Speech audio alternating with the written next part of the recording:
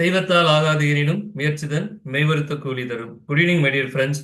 இன்னைக்கு கிளாஸ் என்னன்னு அப்படின்னா UPSC aspirants. So with respect to that Indian polity on பிகாஃப் of the disqualification of the member of parliament as well as that legislative assembly அப்படிங்கிறது தான் இதோட classes continuation. பார்த்தீங்கன்னா நம்ம நேற்று வந்து என்ன டிஸ்கஸ் பண்ணோம் அப்படின்னா that been salient feature of that People Representation Act 1951 and its amendment. அதை பத்தி ரொம்ப கிறிஸ்டலா டிஸ்கஸ் பண்ணிட்டே இருந்தோம். Is one part from that. அந்த கிளாஸ்ல இருந்து ஒரு பார்ட் தான் இது. என்னன்னு பாத்தீங்கன்னா டிஸ்குவாலிஃபிகேஷன் நம்ம நேற்று கிளாஸஸ்ல பார்த்தோம். So people representation action clearly explain about the qualification as well as the disqualifications. So apart from the people representation ஆக்டை தவிர்த்து வேற என்ன கிரவுண்ட்ல வந்து member being to be disqualified அப்படிங்கறத டிஸ்கஸ் பண்ண போறோம் அப்படிங்கிறது தான். சரிங்களா? இந்த சாப்டர் டிஸ்கஸ் பண்றதுக்கு முன்னாடி ஸோ ஒரு ஒரு பிரைமரி ஃபேக்டர் பத்தி நம்ம கொஞ்சம் கிளியரா அண்டர்ஸ்டாண்ட் பண்ணிக்கலாம். அதனால தான் பிக்சர் உங்களுக்கு தேடி பிடிச்சி அப்டேட் பண்ணி கொடுத்தேன். இந்த பிக்சர் உங்களால பார்க்க முடியுதா சார்? இந்த சீட்ஸ் பாத்தீங்க அப்படின்னா இப்போ பெரும்பாலும் பாத்தீங்கன்னா இந்தியால எவ்வளவு ஸ்டேட்ஸ் இருக்கு, எவ்வளவு யூனியன் டெரிட்டரிஸ் கேட்டா கூட ஈவன் தோ ஒரு beginning of the competitive exam try பண்ணவங்க கூட அதை கொஞ்சம் கரெக்டா சொல்ல மாட்டேன்றாங்க. என்னன்னு பாத்தீங்கன்னா யூனியன் டெரிட்டரியில சேஞ்சஸ் இருந்தது அப்படிங்கிறதுனால whether is Jammu and Kashmir ரெண்டு யூனியன் டெரிட்டரி நம்ம ஸ்பில் பண்ணியிருக்கோம் இல்லையா? So obviously in India at present 28 state and 9 union territory. இது confirm first. So 28 state 9 union territory சொல்றோம். இந்த 9 யூனியன் டெரிட்டரியில வந்து பாத்தீங்கன்னா லெஜிஸ்லேட்டிவ் அசம்பிளி நம்ம சொல்றோம், சட்டமன்றம் நம்ம சொல்றோம் இல்லையா? வித் ரெஸ்பெக்ட் டு தட் பாத்தீங்கன்னா 3 டெரிட்டரியில மட்டும்தான் அது இருக்கும். நார்மலா பாத்தீங்க அப்படின்னா டெல்லி அண்ட் புதுச்சேரி அண்ட் ஜம்மு. இது வந்து லடாக்ல இல்ல. ஆனா யூனியன் டெரிட்டரியை பொறுத்த வரைக்கும் நம்ம ஜம்மு அண்ட் லடாக் ரெண்டுமே யூனியன் டெரிட்டரி சொல்றோம். பட் லெஜிஸ்லேட்டிவ் அசம்பிளியை பொறுத்த வரைக்கும் எங்கெல்லாம் லெஜிஸ்லேட்டிவ் அசம்பிளி இருக்குன்னு பாத்தீங்க அப்படின்னா Delhi and Puducherry and also Jammu Ladakh அப்படிங்கிற யூனியன் டெரிட்டரியில இல்ல. ரெஸ்ட் ஆஃப் தட் இருக்கக்கூடிய யூனியன் டெரிட்டரியிலே இல்ல. மொத்தம் 9 யூனியன் டெரிட்டரி சொன்னோம். அதுல they have only that 3 union territory have the legislative assembly அப்படிங்கிறது தான். The namely Delhi, Puducherry and also Jammu இல்லையா? சரிங்க. ஸோ இப்போ என்ன அப்படின்னா எவ்வளவு சீட்ஸ் இருக்கு நம்ம சொல்லிட்டோம். Disqualification of the member of parliament சொல்லிட்டோம். அப்போ பார்லிமெண்ட் சீட்டை பத்தி கண்டிப்பா we should get some crystal idea அப்படிங்கிறது தான். அதனாலதான் உங்களுக்கு ரொம்ப பிக்சர் அழகா எடுத்து கொடுத்துருக்கேங்க. தமிழ்நாடு பொறுத்த வரைக்கும் பாத்தீங்க அப்படின்னா 39 seats for Lok Sabha and 18 seat for Rajya Sabha. இது வந்து ஒவ்வொரு ஸ்டேட்டுக்கும் நீங்க அப்டேட் பண்ணிட்டே இருக்கலாம். சரிங்களா? சோ இதுல வந்து நம்ம நேத்து வந்து பீப்புள் ரெப்ரசன்ட் ஆக்ட் வந்து நம்ம டிஸ்கஸ் பண்ணும்போது has been clearly explained about the reservation அப்படின்னு ரிசர்வேஷன் பாத்தீங்க அப்படின்னா so out of that Lok Sabha seats பொறுத்த வரைக்கும் 84 சீட் ஷெட்யூல் காஸ்டுக்கும் 47 சீட் வந்து பாத்தீங்க அப்படின்னா ஷெட்யூல் ட்ரைபலுக்கும் அலாட் ஆயிருக்கு அப்படிங்கிறது தான். இந்த 84 and 47 பாத்தீங்க அப்படின்னா based on that delimitation commission report submitted on behalf of 2008 2008ல delimitation commission நான் உங்களுக்கு நேற்று ரெக்வஸ்ட் பண்ணேன். அந்த டெலிமிட்டேஷன் ஆக்ட் வந்து யூடியூப்ல பாருங்க அப்படின்னு. யாராவது பாத்தீங்களா sir? Priyanka, Sharon, Nelson, Sudha ma'am யாராவது டெலிமிட்டேஷன் பாத்தீங்களா? இல்லைங்க சார். ஆக்சுவலி காலேஜ் பரவாயில்ல. கொஞ்சம் நீங்க யூடியூப்ல போய் டெலிமிட்டேஷன் ஆக்ட் வேணா தெரிஞ்சீங்கன்னா உங்களுக்கு கிடைக்கும்.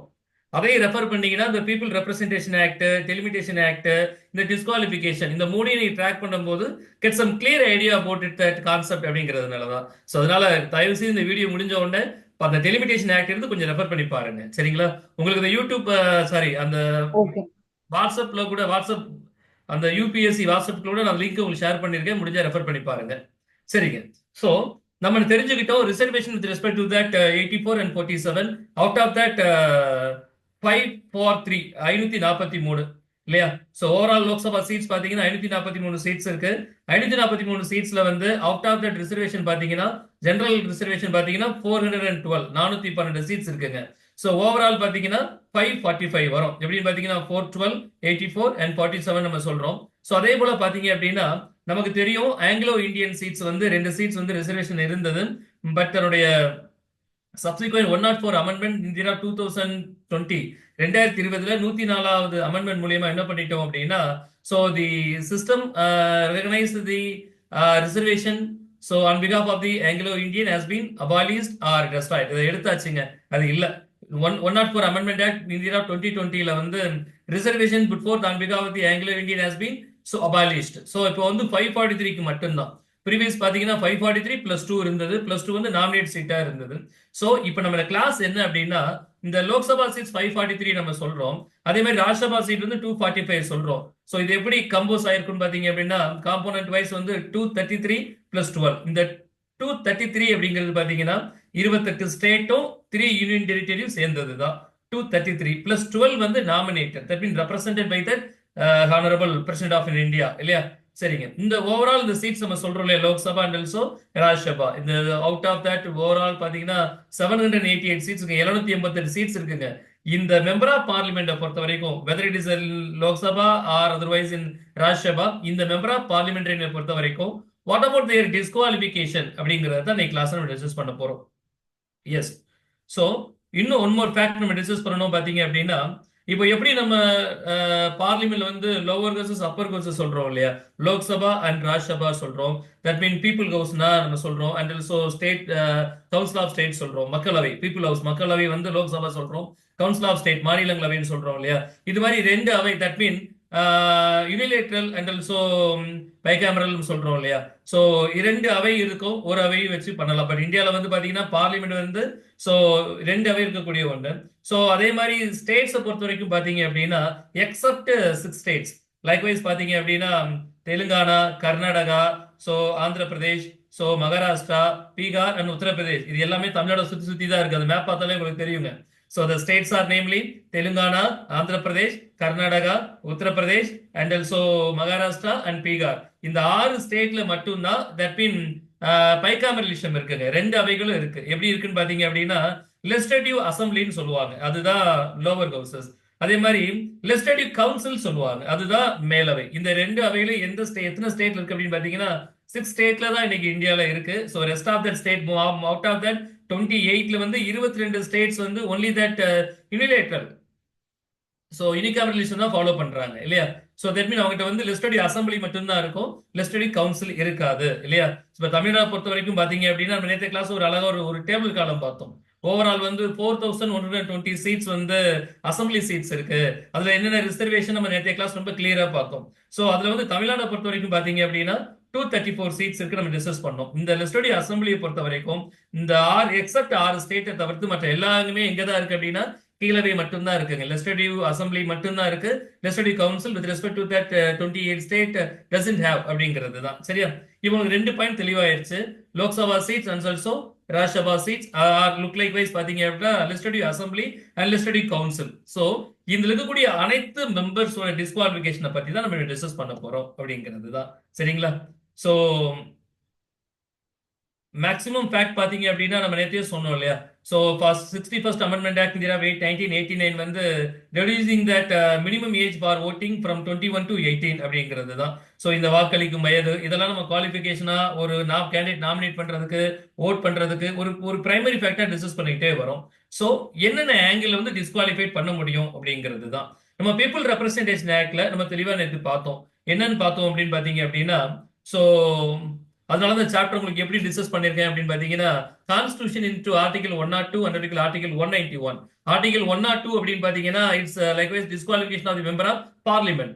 Article 191 with respect to the disqualification member of legislative assembly அப்படிங்கிறது தான் state government and also central government. ஒரு கான்ஸ்டிடியூஷன்ல வந்து மெம்பர் ஆஃப் டிஸ்குவாலிஃபிகேஷன் என்னென்ன கிரவுண்ட்ஸ் வந்து கேரன் பண்ணிருக்காங்க அப்படிங்கறத பாக்குறோம். So as well as that people represent ஆக்ட்ல என்னென்ன செக்ஷன்ல வந்து டிஸ்குவாலிஃபை கேரன் பண்ணிருக்காங்கன்னு பார்க்க போறோம். அதே மாதிரி பாத்தீங்கன்னா ஆன்டி டிஃபெக்ஷன் ஆக்ட்னு சொல்லுவோம். இது என்ன பாத்தீங்கன்னா கட்சி தாவல் தடை சட்டம் சொல்லலாம், அல்லது கட்சி விலகல் சட்டம், கட்சி விலகல் பரவல் நினைக்கிறேன் தமிழ்ல கட்சி விலகல் பரவல் சட்டம் நான் நினைக்கிறேன். சோ இன்னும் சொல்லணும் அப்படின்னா கட்சி தாவல் தடை சட்டம் தான் ஆன்டி டிஃபெக்ஷன்ல. சோ அப்ப இந்த கிரவுண்ட்ல எல்லாம் ஒரு மெம்பர் வந்து டிஸ்குவாலிஃபைட் பண்றாங்க அப்படிங்கறத தான் இன்னைக்கு கிளாஸ் நம்ம என்ன செய்ய போறோம்னா டிஸ்கஸ் பண்ண போறோம். சோ ஆல்ரெடி டிஸ்கஸ் பண்ணது போல this is classes from the continuation of the classes for that people representation act as well as yes ready to discuss இல்லையா. உங்களுக்கு அழகா டேப்லெட் காலப்பட அழகா பிரிச்சு கொடுத்துட்டாங்க. உங்களால பிக்சர் பார்க்க முடியுதுங்களா? Yes sir. சோ கான்ஸ்டிடியூஷன்ல என்னென்ன இருக்கு, எஸ் சார், பீப்புள் ரெப்ரஸன்டேஷன் ஆக்ட்ல என்னெல்லாம் இருக்கு, அதே மாதிரி கீழே பாத்தீங்க அப்படின்னா ஆன்டி டிஃபெக்ஷன் லா. இதை நான் அலைன் பண்றது தான் ரொம்ப நேரம் கஷ்டப்பட்டேன். இல்ல உங்களுக்கு ரொம்ப கேட்சியா புரியணும் அப்படின்னு போன பிடிஎஃப் உங்களுக்கு நான் கொடுக்கல, இந்த 2 பிடிஎஃப் சேர்த்து உங்களுக்கு வாட்ஸ்அப் பண்றேன், கொஞ்சம் படிச்சு பாருங்க. சரிங்களா. சரிங்க, லிசன் தட். கான்ஸ்டிடியூஷனை பொறுத்த வரைக்கும் நம்ம எல்லாருக்குமே தெரியும் என்னன்னு பாத்தீங்கன்னா a person shall be disqualified when whether he is being that member of the either house of parliament, likewise Lok Sabha and Rajya Sabha ரெண்டுலயுமே ஒரு மெம்பரா இருக்கிறாருங்க. எப்படின்னு பாத்தீங்கன்னா அவர் வந்து ஸ்டேட் கவர்மெண்ட் வந்து நாமினேட் பண்ணி ராஜ்யசபா மெம்பரா இருப்பாரு. அதே காலகட்டங்களில் ஆஃப்டர் 2 இயர்ஸ் வந்து ராஜ்யசபா எம்பியா இருக்கும்போது லோக்சபா எலெக்ஷன் வந்து கால்ஃபர் பண்ணுவாங்க. லோக்சபா எலெக்ஷன்ல பார்ட்டிசிபேட் பண்ணி வின் பண்றாரு. அப்ப பாத்தீங்கன்னா ஒரே டைமிங்ல இவர் வந்து being that member of both houses அப்படின்னா no sir he should be disqualified இல்லையா? கண்டிப்பா அவர் 2 சீட்ல ஒரு சீட் தான் குவாலிஃபைடா எடுத்துக்க முடியும் அப்படிங்கிறது தான். இப்ப ரீசெண்டா லாஸ்ட் லோக்சபால பாத்தீங்கன்னா நிறைய நாமினேட்டட் பர்சன்ஸ் வந்து 2 சீட்ஸ் வச்சிருந்தாங்க. Already they are member of the Rajya Sabha. So even though they have to nominate into the election into the Lok Sabha, so after that election result announcement, if they have the victory, அவங்க வெற்றி அடைஞ்சிருந்தாங்கன்னா 2 சீட்டை வச்சிருக்க கூடாது அப்படிங்கறதுனால ராஜ்யசபா சீட்டை resign பண்ணிட்டு லோக்சபா சீட்டை enact பண்ணிருப்பாங்க இல்லையா? So a person shall be qualified by being chosen for being a member of either house of parliament. ரெண்டுலே இருந்தா கூடாதுங்க, உடனே டிஸ்குவாலிஃபை பண்ணணும்னு சொல்றோம். அதே மாதிரி பாத்தீங்க அப்படின்னா so whether the candidate has any profit under the government of India or the government of the state, ஒரு ஸ்டேட் கவர்மெண்ட் மூலியமோ அல்லது ஒரு இந்திய அரசுங்கள மூலியமோ இவர் வந்து ஏதோ ஒரு ப்ராஃபிட் அடையக்கூடிய ஒரு ஆபீஸ்ல ஒரு போஸ்ட்ல இருந்தாலோ ஒரு hold பண்ணியிருந்தாலோ he may be disqualified அப்படிங்கிறது தான். அரசு அனுகூலம் பெறக்கூடிய நிறுவனங்கள்ல இவர் வந்து இருக்கக்கூடாது அப்படிங்கிறது தான். Otherwise if he has unsound of mind, இல்லங்க அவர் unsound of mind அப்படின்னா maybe he disqualified. that why we called maybe அப்படின்னு பாத்தீங்கன்னா unsound of mindல வந்து disqualified பண்றதுக்கு is that என்ன சொல்றதுன்னா there is a competent court has the power. so இது என்ன சொல்றது அப்படின்னா jurisdiction, that means competent court only the declare the person so should be disqualified under that unsound of mind. Unsound of மைண்ட்ல பண்ணணும் அப்படின்னா competent கோர்ட்டோட order இல்லாம அதை பண்ண முடியாது அப்படிங்கிறது தான். எலெக்ஷன் கமிஷன் டெசிஷன் மட்டும் போதாது அப்படிங்கிறது தான். only the complaint petition is not only to enough to that. so subsequent to that the decision should be put forth on behalf of that competent court அப்படிங்கிறது தான். அதர்வைஸ் பாத்தீங்க அப்படின்னா if he is an undischarged insolvent, அதாவது கடனை திரும்ப செலுத்தாதவராக இருந்திருந்தால் if he is an undischarged insolvent, so and at the same time if he is not a citizen of India, நம்ம எல்லாருக்கும் தெரிஞ்சதுதான் citizen of India இல்லாம இருந்தா or otherwise he has voluntarily acquired the citizenship of any other foreign or any other foreign country or any other foreign country states அப்படின்னு பாத்தீங்க அப்படின்னா கண்டிப்பா அவர் வந்து disqualified ஆயிருவாரு. so he is disqualified by an under that any law made by the parliament. so நல்ல ஒரு வார்த்தை என்னன்னு பாத்தீங்கன்னா நம்ம ஆர்டிகல் 101 பத்தி டிஸ்கஸ் பண்ணிட்டு இருக்கோம். ஆர்டிகல் 101 பொறுத்த வரைக்கும் பாத்தீங்க அப்படின்னா article 101 so empower the parliament to make that determining the condition of the disqualification. so determine அப்படின்னு பாத்தீங்கன்னா தீர்மானம் இல்லையா, ஒரு தீர்மானிக்கணும். ஒரு என்ன சொல்றது அப்படின்னா இந்த காரணத்தினால ஒரு மெம்பர் வந்து டிஸ்குவாலிஃபைட் பண்ணலாம் அப்படிங்கறத subsequent to the constitution, subsequent to that people representation act and subsequent to the anti-defection law, இதையில தவிர்த்து இன்னொரு சட்டங்கள் கூட அவங்க கிரியேட் பண்ணி அதன் மூலமா அவங்க சொல்லக்கூடிய அதிகாரம் அவங்களுக்கு இருக்கு. because article number 102 empower the parliament to make law determining the conditions of the disqualification from time to time. so அதை கிரியேட் பண்ணக்கூடிய அதிகாரம் வந்து யாருக்கு இருக்கு அப்படின்னா பார்லிமெண்ட் இருக்கு. so now we discuss about the constitutional view with respect to the disqualification of the member of parliament அப்படிங்கிறது தான். look likewise இதே வியூ தான் பாத்தீங்க அப்படின்னா with respect to that state legislative assembly under that article number 191 clarify பண்ணிருப்பாங்க இல்லையா? சரிங்க, இப்போ கான்ஸ்டன்ட் வியூ நம்ம தெளிவா தெரிஞ்சுக்கிட்டோம். wherever and whenever, so how the member should be disqualified under the article number 101 அப்படிங்கிறது 102 அப்படிங்கிறது தெளிவா தெரிஞ்சுக்கிட்டோம் இல்லையா? சரிங்க, people representation act, let me discuss one of the people representation act. people representation act பொறுத்த வரைக்கும் நேத்தே நம்ம நிறைய டிஸ்கஸ் பண்ணிட்டோம் இல்லையா? with respect to the salient features of the People Representation Act 1951 and its subsequent amendments 1966, 1988, so 2013, 17 அப்படின்னு சொல்லி நிறைய டிஸ்கஸ் பண்ணோம். so அந்த விஷயம் டிஸ்கஸ் பண்ணும்போது நம்ம கிளாரிஃபை பண்ணோம் the sections number 8, section number 8 and 8A, 9 and 9A, 10 and 10A. so these are the provision with respect to that disqualification of that member of parliament அப்படிங்கிறது தான். இது வந்து மெம்பர் ஆஃப் பார்லிமெண்ட்டுக்கு மட்டும் இல்ல மெம்பர் ஆஃப் லெஜிஸ்லேட்டிவ் அசம்பிளிக்கும் is defined. இது வந்து it should be confined, இது அவங்களுக்கும் பொருந்தும் அப்படிங்கிறது தாங்க. சரிங்களா? I want to recall once again section 8 பொறுத்த வரைக்கும் பாத்தீங்க அப்படின்னா conviction for certain offenses. so certain offenses அப்படின்னு பாத்தீங்கன்னா குறிப்பிட்ட offenses மட்டுமா அப்படின்னு பாத்தீங்கன்னா அது அப்படி இல்லைங்க. நீங்க கூகுள் அடிச்சு பார்த்து பீப்புள் ரெப்ரசன்ட் செக்ஷன் 8 எடுத்தீங்கன்னா ஒரு 2 பேஜஸ் உங்களுக்கு கிடைக்கும். அது என்னன்னு பாத்தீங்கன்னா உங்களுக்கு சிம்பிளா குவாட் பண்ணிருக்கேன். a person convicted of any offenses and sentenced to imprisonment for not less than 2 years, then the then those mentioned in that subsection, அதாவது செக்ஷன் 1 and 2 ரெண்டு சப்செக்ஷன் மென்ஷன் பண்ணியிருக்காங்க செக்ஷன் நம்பர் 8ல. என்னென்ன செக்ஷன்லாம் பாத்தீங்க அப்படின்னா ஐபிசி அண்ட் ஆல்சோ நிறைய corruptions act, நிறைய சட்டங்களை mention பண்ணி இதுலலாம் வந்து அவர் கன்விக்ஷன் ஆயிருந்தார் அப்படின்னா கண்டிப்பா டிஸ்குவாலிஃபை பண்ணிடலாம். ஆர் அதர்வைஸ் எனி அதர் ஆக்ட்ல வந்து நாட் லெஸ் than 2 years 2 ஆண்டுகளுக்கு குறைவில்லாம அவர் வந்து கன்விக்ஷன் ஆயிருந்தார் அப்படின்னா கண்டிப்பா ஒரு டிஸ்குவாலிஃபை பண்ணிக்கலாம். ரொம்ப சிம்பிள் பாயிண்ட். சப்செக்ஷன் 1 and 2ல வந்து சில ஆக்ட் வந்து பிரிஸ்கிரைப் பண்ணியிருக்காங்க. அந்த ஆக்ட்ல வந்து கன்விக்ஷன் ஆனாலே definitely he should be disqualified. So or otherwise any such act வந்து he வந்து from any other act, so he convicted, so not less than 2 years அப்படின்னாலே he should be disqualified அப்படிங்கிறது தான். சரிங்களா?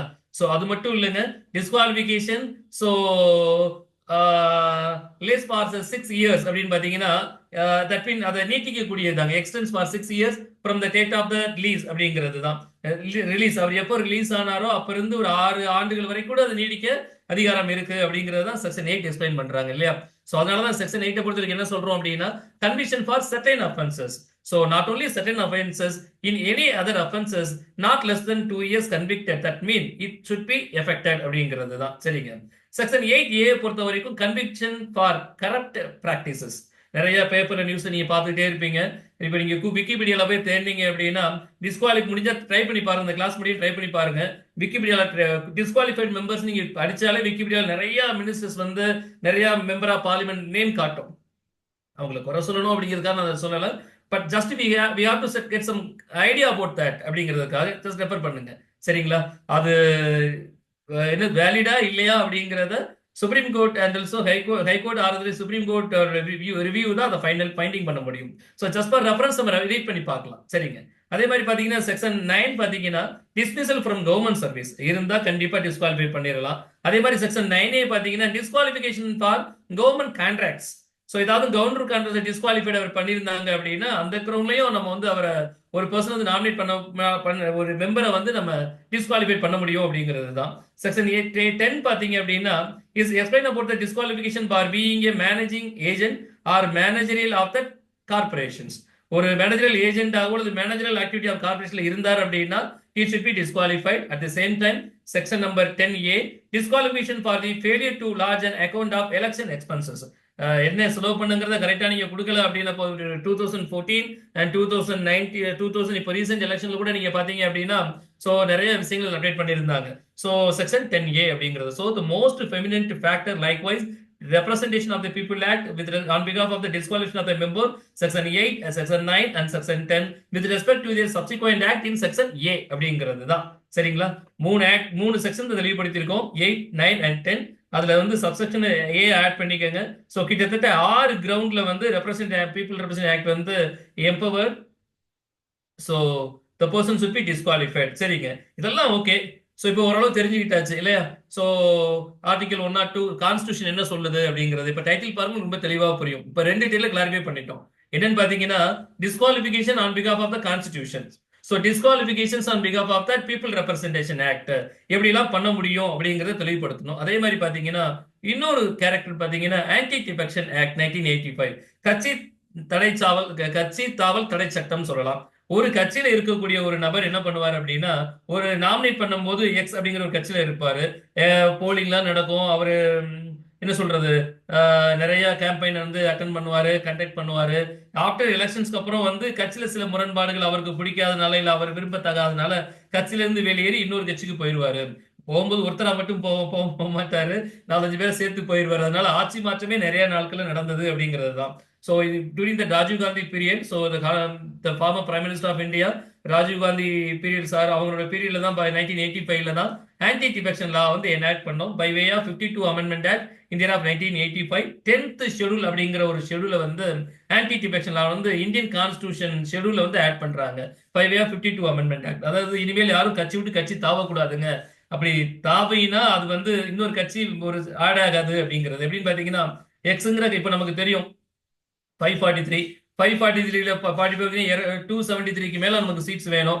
அப்போ நார்மலா என்ன பண்ணுவாங்கன்னா ஒய்ங்கிற பொலிட்டிக்கல் பார்ட்டி 20 பேர் வந்து எக்ஸ சேர்ந்துட்டாங்க அப்படின்னா எக்ஸ்ங்கிற பார்ட்டி ஆட்சி அமைக்க முடியும். ஒருவேளை எக்ஸ்ங்கிறது 40 பேர் கிளம்பி ஒய்க்கு போயிட்டாங்க அப்படின்னா ஒய்ங்கிறவங்க கூட ஆட்சி அமைக்க முடியும். சோ அதனால அதெல்லாம் இருக்கக்கூடாது அப்படிங்கிறதுனால ஆன்டி டிஃபெக்ஷன் லா, கட்சி தாவல் தடை சட்டம், ஒருவேளை அதை யாராவது பண்ணாங்கன்னா சோ கண்டிப்பா அவங்க வந்து டிஸ்குவாலிஃபைட் மெம்பரா ஆயிருவாங்க. அந்த member of parliament or member of legislative assembly இருக்கவங்க தகுதி இல்ல அப்படிங்கிறது தான் disqualification. So let we discuss about that anti defection law 1985 இல்லையா? சரிங்க. சோ உங்களுக்கு அதே ஒரு டேப்லெட் காலத்துல அழகா அதையும் குவாட் பண்ணிருக்கேன். சோ ஆன்டி டிஃபெக்ஷன் லா பொறுத்த வரைக்கும் பாத்தீங்கன்னா if any one of the member voluntarily gives up that membership of the political party, இந்த கட்சி வேணாங்க, நிறைய நீங்க டிவில பாக்குறீங்க, நிறைய டிபேட்டபிள் பாக்குறீங்க, சோ நிறைய காமெடியும் அதுல பாக்குறோம் இல்லையா?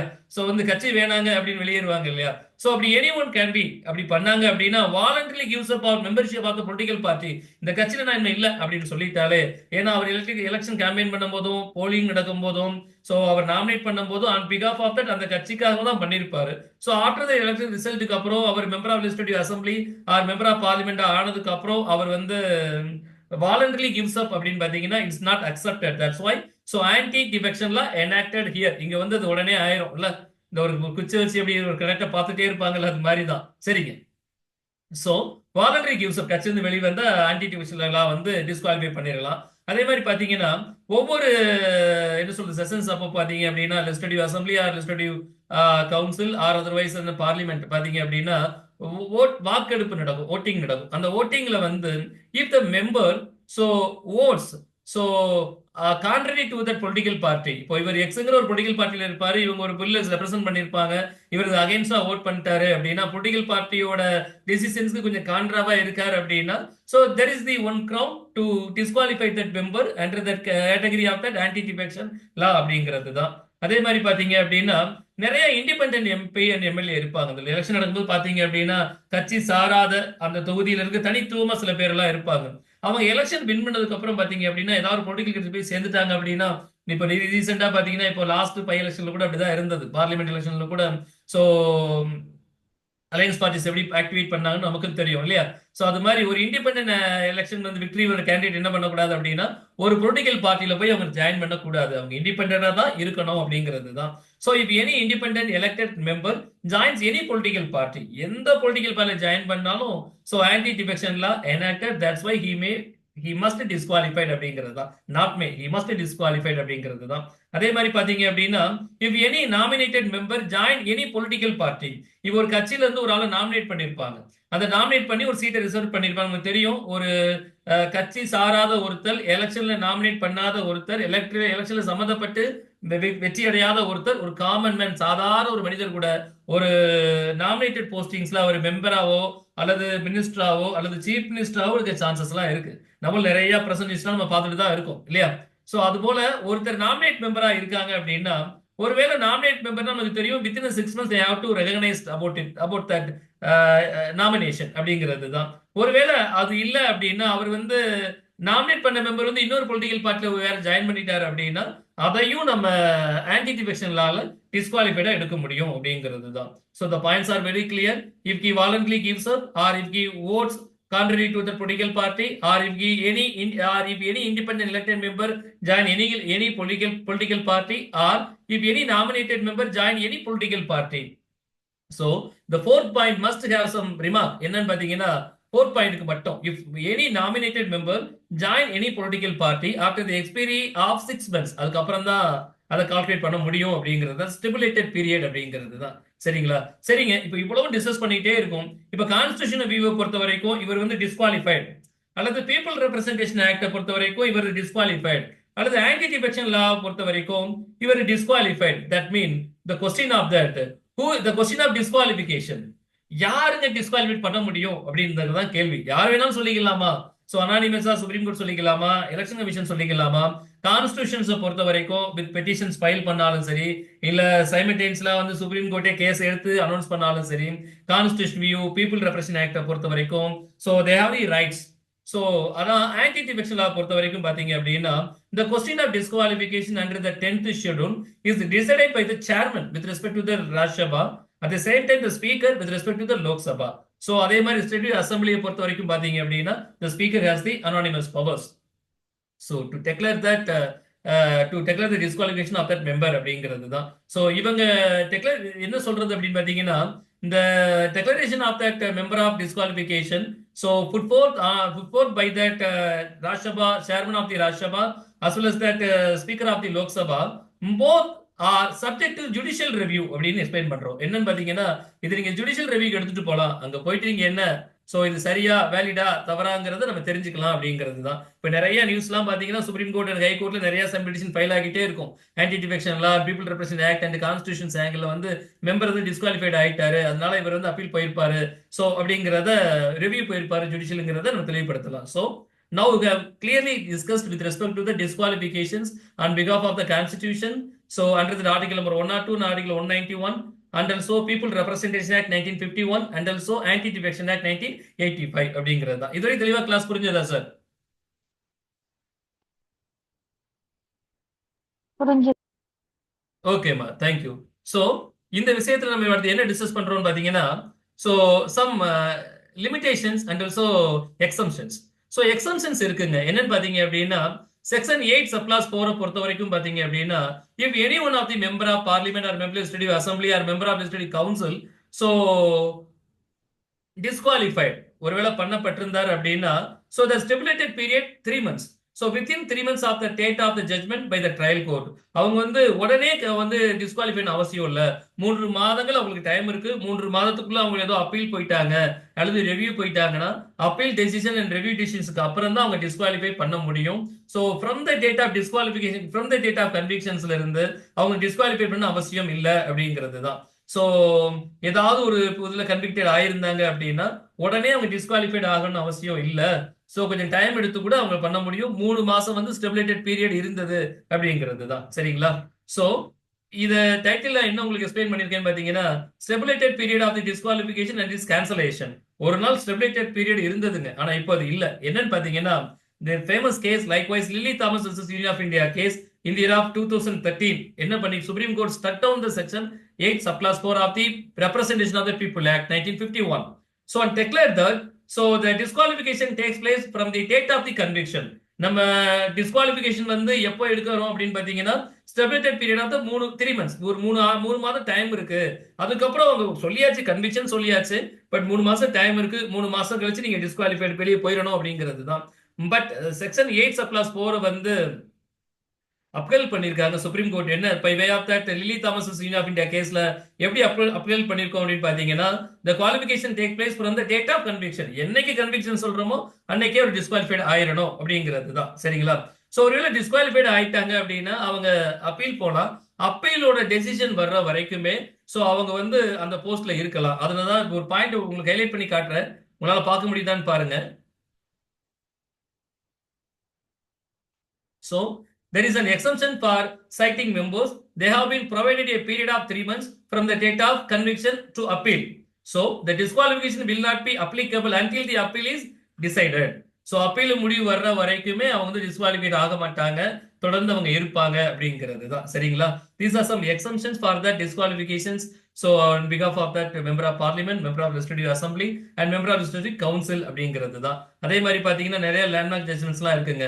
Union of India versus association for democratic reforms and Ramesh versus of union of India 2005 and 2030 Lily Thomas versus of union of India இதான் டிஸ்கஸ் பண்ணிருக்கோம். So these are some important judgment with respect to the disqualifications on behalf of the member of legislative assembly and also member of parliament அப்படிங்கிறது தான். ஒவ்வொரு கேஸும் ஒரு finding கொடுத்தாங்க. So இது அழகா உங்களுக்கு புரிஞ்சிருக்கும் நான் நினைக்கிறேன். சோ கிளாஸஸ் புரிஞ்சதா சார்? Yes sir. தெரிஞ்சுக்கிட்டீங்களா? தொடர்ந்து 2 நாளா நம்ம பேசிக்கிட்டே இருக்கோம். பிரியங்கா உங்களுக்கு புரியுதாமா? நீங்க தான் புதுசு, உங்களால புரிஞ்சுக்க முடியுதாமா? நேத்து நம்ம பீப்புள் ரெப்ரசன்டேஷன் ஆக்ட் புரிஞ்சுக்க முடியும். புரிஞ்சுக்க முடியுதுல? புரிஞ்சுக்க முடியும் சார். ஓகேமா. சோ இதுல நிறைய ஃபேக்ட் வந்து நான் உங்களுக்கு எக்ஸ்பிளைன் பண்ணிட்டு இருந்தேன். என்ன எக்ஸ்பிளைன் பண்ணி பாத்தீங்கன்னா, லெஜிஸ்லேட்டிவ் கவுன்சிலை பொறுத்த வரைக்கும் பாத்தீங்கன்னா 6 ஸ்டேட் சொன்னேன். திரும்ப ரீகால் பண்றேன், ஞாபகம் வச்சுக்கோங்க. Telangana, Andhra Pradesh, Maharashtra, Bihar and Uttar Pradesh, so Karnataka 6 states இருக்குங்க. எல்லாம் தமிழ்நாடு சுத்தி தான், வேற எங்கேயும் இல்லை அப்படிங்கிறது தான். அதே மாதிரி பாத்தீங்கன்னா ஆங்கிலோ இந்தியன் ரிசர்வேஷன் வந்து 104 அமெண்ட்மெண்ட் ஆக்டுக்கு அப்புறம் ஸோ அது இல்லை அப்படிங்கிறது தான். அபாலிஷ் பண்ணிட்டோம். 104 அமெண்ட்மெண்ட் ஆக்ட் இந்த இயர் ஆஃப் 2020 அப்படிங்கிறது தான். ஸோ ஓவரால் சீட்ஸ் பார்த்தீங்கன்னா legislative assembly and also parliament சீட்ஸை ஞாபகம் வச்சுக்கோங்க இல்லையா. ஸோ அதே மாதிரி யூனியன் டெரிட்டரியில வந்து பாத்தீங்க அப்படின்னா லெஜிஸ்லேட்டிவ் அசம்பிளி இருக்கு, யாருக்கெல்லாம் இருக்கிறவங்க தெளிவுபடுத்தணும்.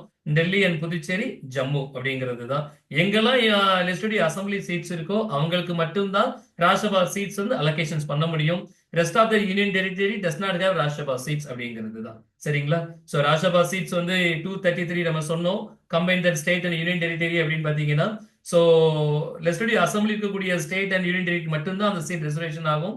ஏன்னா who has been elected by the people directly, that the person going to nominated and elected the person into that Rajya Sabha அப்படிங்கிறது தான். ஸோ வித்தவுட் லெஜிஸ்லேட்டிவ் அசம்பிளி இல்லாம பண்ண முடியாது ராஜ்ய சபாக்கு அப்படிங்கிறதுனால ரெஸ்ட் ஆஃப் டெரிட்டரிக்கு அந்த ரைட்ஸ் இல்லை அப்படிங்கிறது தான். சரிங்களா.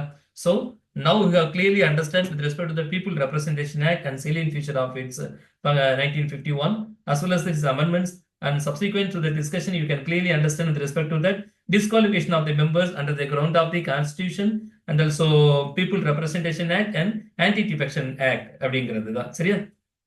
S. Now the class is over, sir. Thank you sir. ஏதாவது டவுட் இருந்தா கேட்கலாம். கிளாஸஸ் கிளாரிஃபைடா இருந்தாலும் சொல்லலாங்க.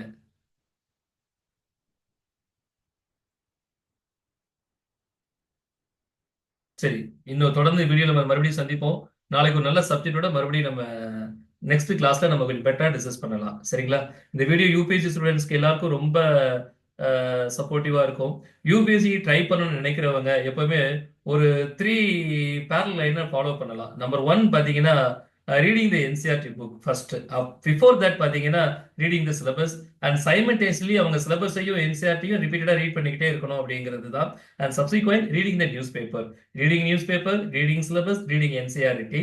So make them more than strong on the competitive examinations அப்படிங்கிறது. இதெல்லாம் படிச்சு முடிச்சதுக்கு அப்புறம் சப்ஜெக்டோட கொஞ்சம் கிளியர் அண்டர்ஸ்டாண்டிங் வேணும் அப்படின்னா நம்ம சம் ஆதர் புக்ஸை ரெஃபர் பண்ணலாம். Polity, economy and geography as well as பார்த்தீங்கன்னா ஈகாலஜி அண்ட் என்வாயன்மெண்ட், இந்த மாதிரி சில புக்ஸை நம்ம ரெஃபர் பண்ணோம் அப்படின்னா லுக் லைக் வைஸ் ஆக்டி அண்ட் காம்ப்ரிஹென்சிவ் ஆஃப் தட் இதை கொஞ்சம் நம்ம இங்கிலீஷ்ல அப்டேட் பண்ணோம் அப்படின்னா ஸோ அனானிமஸா ஒரு மோராலஸ் நம்ம யூபிஎஸ்சி எக்ஸாம் நம்ம தயாராகிட்டோம் அப்படிங்கிற அர்த்தம் தான். ஸோ தொடர்ந்து புக்ஸை ரீட் பண்ணி நிறைய டிஸ்கஷன்ஸை கேதர் பண்ணதுக்கு அப்புறம் தான் நம்மளால ஒரு முடிவுக்கு வர முடியும் அப்படிங்கிறது யூபிஎஸ்சியோட வியூ அப்படிங்கிறத புரிஞ்சுக்கணும். So no one can be promoted அப்படிங்கிறது தான். Any one to become to service அப்படிங்கிறது தான். It's efforts of the individual. Is இன்னும் சிம்பிளா சொல்லணும் அப்படின்னா it's a clear cut understanding of the individual with respect to that society and also subjects. So இந்த சப்ஜெக்ட்லையும் சொசைட்டிலையும் ஒரு இண்டிவிஜுவல் எந்த அளவு இதை அண்டர்ஸ்டாண்ட் பண்ணிக்கிட்டாங்க அப்படிங்கிறத பொறுத்து தான் யூபிஎஸ்சியோட வெற்றி இருக்கும். அதனால so give more importance for the book material and reading practices. Thank you. It was nice talking with you, all of you. So தெய்வத்தால் ஆகாது எனினும் முயற்சிதன் மெய்வருத்த கூலி தரும். குறைந்தது 2 ஆண்டுகள் இல்லாம எஃபோர்ட் போடுங்க. 1 year is not enough. So 2 ஆண்டுகள் இல்லாம எஃபோர்ட் போடுங்க. 3 to 4 third and fourth இயர்ல we can try our level best அப்படிங்கிறது தான். சரிங்களா. புதுசா யாராவது பிகினரா ஆரம்பிக்கிறீங்க அப்படின்னா கண்டிப்பா 2 ஆண்டுகள் ஆகும். ஸோ அதுக்கு டைம் எடுத்து கொஞ்சம் கன்சம்ஷன் பீரியட் பண்ணி உங்க ஷெட்யூல் மேக் பண்ணுங்க. So wish you for your all success sir. Thank you so much. Good night. Thank you, sir.